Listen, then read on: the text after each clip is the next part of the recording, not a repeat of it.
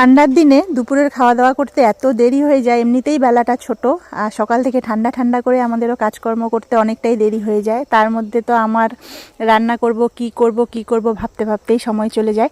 তো লাঞ্চের থালা তো সাজিয়ে নিয়েছি আর খেয়েও নিয়েছি। আজকে সবজিগুলো প্রচুর ঝাল হয়ে গেছে বন্ধুরা, সোয়াবিনের তরকারিটাতেও খুব ঝাল দিয়ে দিয়েছি।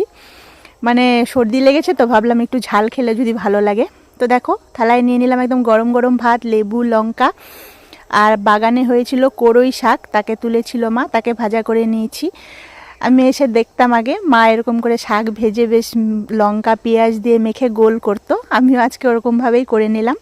আলু সিদ্ধ মেখে নিয়েছি, কাঁচা লঙ্কা, শুকনো লঙ্কা ভাজা, পেঁয়াজ দিয়ে সর্ষের তেল দিয়ে বেশ সুন্দর করে। আর এটা করে নিয়েছি ডালের বড়ি, ভেজেছিলাম তাকেও খুব সুন্দর শুকনো লঙ্কা, কাঁচা লঙ্কা, পেঁয়াজ, সর্ষের তেল দিয়ে একদম ঝালঝাল করে মেখে নিয়েছি। মানে ঝাল খাওয়া নিয়ে কথা, ভর্তার মতন করে নিয়েছিলাম। ডালের বড়া ভেজে